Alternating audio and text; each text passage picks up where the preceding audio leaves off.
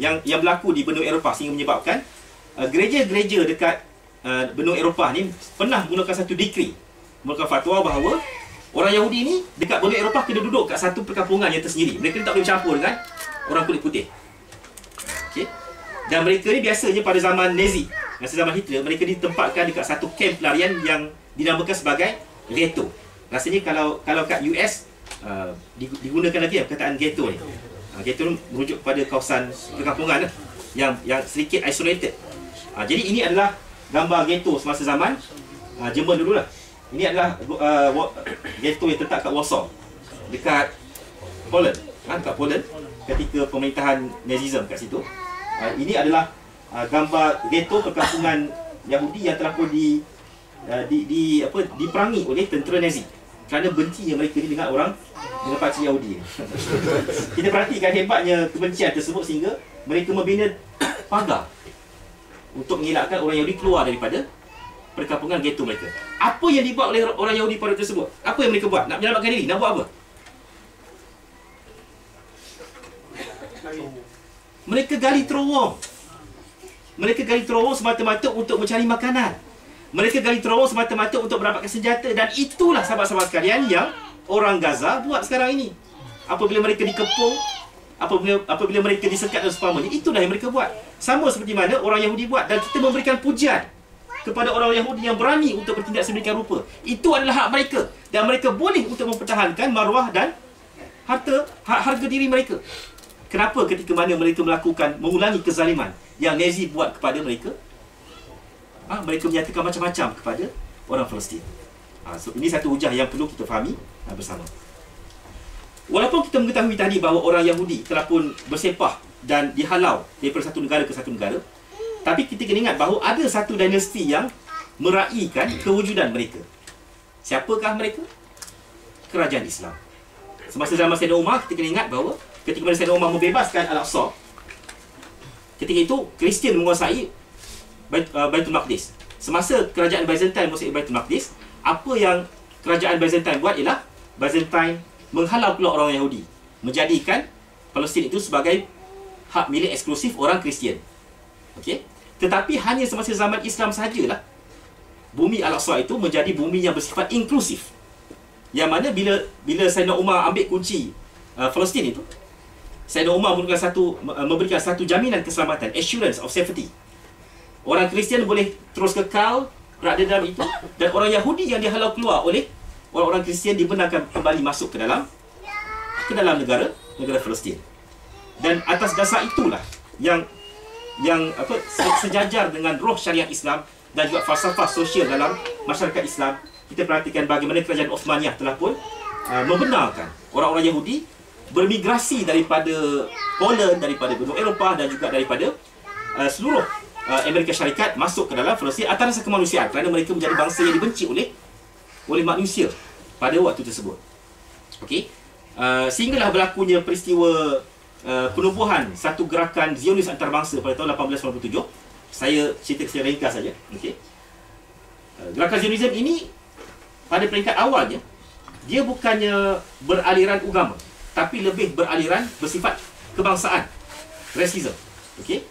Dia punya pengasasnya ialah pakcik tuanya, Theodor Herzl. Okay. Pada peringkat awalnya, Theodor Herzl menyatakan bahawa dia tidak memberikan satu kata putus bahawa Palestin itu perlu diperjuangkan untuk menjadi tanah eksklusif, negara eksklusif milik orang Yahudi. Dia tak kata macam tu. Dia kata tak ada masalah. Argentina boleh, Kongo boleh. Argentina ramai orang Palestin. Kongo boleh, dekat Asia pun boleh, dan seumpamanya.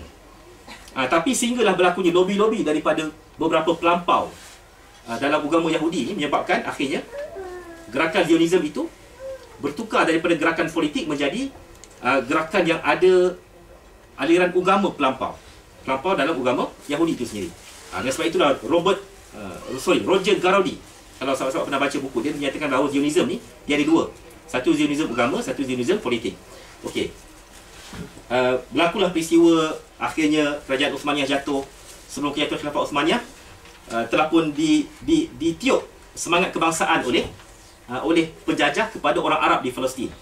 Mereka menyatakan bahawa Arab, kenapa kamu duduk di bawah Empire Uthmaniyah? Uthmaniyah bukan orang Arab, Uthmaniyah orang Orang Turki ditiup semangat kebangsaan, lalu menyebabkan orang Arab pun bangkit bersama-sama dengan penjajah, sanggup untuk menjadi tali barut penjajah, menghalau keluar khilafah Osmaniyah daripada Baitul Maqdis, dan akhirnya Baitul Maqdis jatuh ke tangan General Edmund Allenby ataupun Sir Allenby. Dia masuk ke dalam Al-Aqsa ni, ke dalam pekan lama Jerusalem itu dalam keadaan yang humble. Biasanya kalau ketua tentera ni, at least dia lah naik kuda kan. Ni kena jalan kaki pula. Pasal apa dia tak nak repeat sejarah tentera Crusade, yang mana tentera Crusade apabila masuk ke dalam Palestin, apa yang mereka buat ialah mereka bunuh dengan zalim seluruh orang Arab dan orang Yahudi yang berada di dalam pekan lama Jerusalem itu. Okey. Dan kita pun mengetahui bagaimana berlakunya sejarah penubuhan negara haram Israel itu. Dia bertitik tolak daripada apa yang dinamakan sebagai Deklarasi Balfour, Balfour Declaration, yang telah pun memberikan negara Palestin itu sebagai national home, bukannya national state. Ini bahasa politik. National home kepada orang-orang Jewish, orang Yahudi. Saya skip beberapa siri sejarah. Kalau nak cerita, kita akan dapati bahawa sebenarnya peristiwa pengambil alihan tanah orang Arab Palestin itu dia adalah dipelopori oleh kumpulan-kumpulan militer orang Yahudi. Sahabat-sahabat kena ingat beberapa nama. Sebagai contohnya kumpulan Haganah. Haganah ni adalah kumpulan teroris milik orang Yahudi. Apa kerja mereka ialah mereka suka untuk menghalau orang-orang Arab Palestin daripada kampung mereka. Dia halau keluar, kemudian dia jadikan kawasan yang dirampas itu sebagai perkampungan Yahudi. Dibawa keluar orang Yahudi daripada Eropah, daripada Asia, juga daripada Amerika, duduk kat situ. Okey. Kalau kita perhatikan sebelum British Mandate, okey, kita perhatikan ini adalah tanah-tanah yang dikuasai oleh orang Arab. Yang berwarna kuning itu dikuasai oleh orang Arab. Tetapi selepas daripada UN Partition Plan pada tahun 47, tanahnya semakin mengecil sehinggalah sekecil seperti mana yang kita lihat pada zaman sekarang ni. Betapa liciknya mereka lakukan strategi untuk merampas tanah milik Palestin. Jadi sahabat-sahabat yang dirahmati Allah sekalian, selain daripada itu di Palestin kita kena mengenali juga beberapa pertubuhan yang memperjuangkan nasib tanah suci kiblat pertama milik umat Islam. Di antaranya Hamas, Harakah Muqawamah Al-Islamiyah, yang telah pun memenangi pilihan raya yang dianggap sebagai pilihan raya yang paling telus dalam sejarah dunia. Nikki Carter dan wakil-wakil daripada EU telah pun menjadi pemerhati di dalam pilihan raya tersebut. Dan akhirnya Hamas telah pun bergaduh dengan satu lagi pergerakan lain, iaitu pergerakan Fatah. Pergerakan Fatah. Okey, sebelum kita lihat pergerakan Fatah ni, kita kena ingat bahawa ada orang menyatakan bahawa Hamas itu adalah kumpulan pengganas. Okey? Betul ke tak betul? Kita nak lihat sejauh manakah prestasi sesebuah persatuan, sebuah pertubuhan tu, di antara lain kayu ukurnya ialah kita lihat dia punya belanjawan. Kita lihat dia punya akaun dia. Kat mana dia memperuntukkan duit dia. Kalau mengikut satu sumber yang telus, satu sumber yang tidak cenderung kepada mana-mana, dikatakan bahawa 90% daripada harta Hamas ini digunakan untuk tujuan kebajikan sosial, pembinaan sekolah dan sebagainya.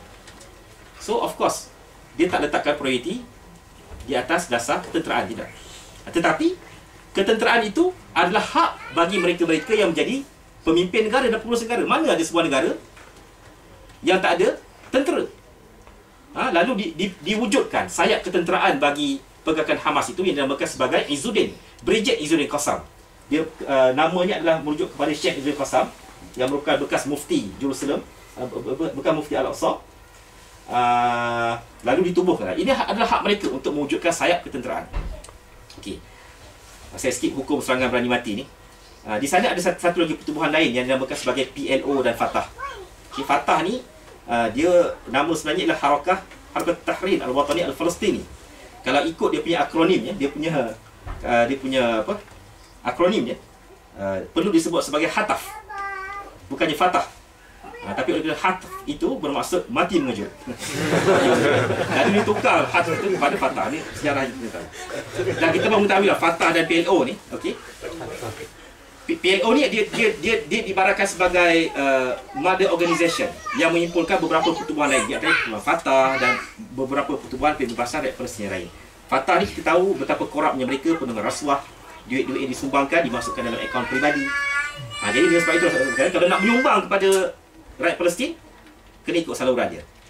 Sebelum tu, sebelum nak cerita saluran ni macam mana,